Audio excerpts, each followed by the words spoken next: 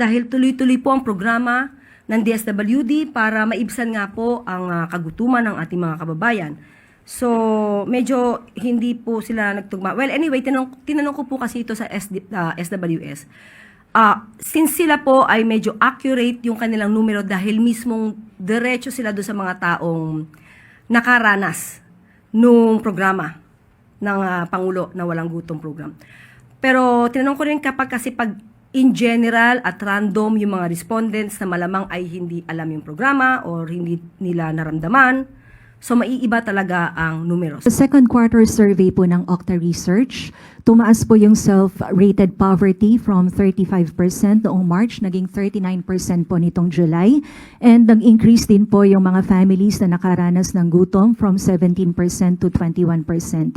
Ano po yung nakikita dito ng palasyo na pangunahing dahilan ng pagtaas? And masasabi po ba natin na indicator po ito, Yusek, ng hindi nagiging epektibo or hindi po nakakaabot sa mga pamilya yung poverty alleviation programs po ng administrasyon? Aalamin po natin kung saan po nanggagaling ang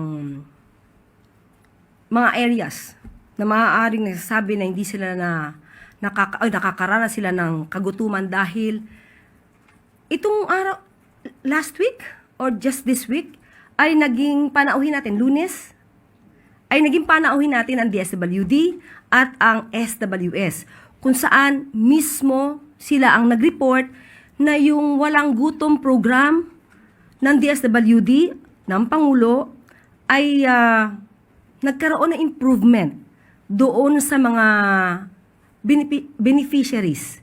So, kaya aalamin natin dito dahil tuloy-tuloy po ang programa ng DSWD para maibsan nga po ang kagutuman ng ating mga kababayan. So, medyo hindi po sila nagtugma. Well, anyway, tinanong ko po kasi ito sa SWS. Since sila po ay medyo accurate yung kanilang numero dahil mismong diretso sila doon sa mga taong nakaranas nung programa ng Pangulo na Walang Gutom program. Pero tinanong ko rin kapag kasi pag in general at random yung mga respondents na malamang ay hindi alam yung programa or hindi nila naramdaman, so maiiba talaga ang numero. So most probably baka doon nanggagaling yung difference ng dalawang resulta.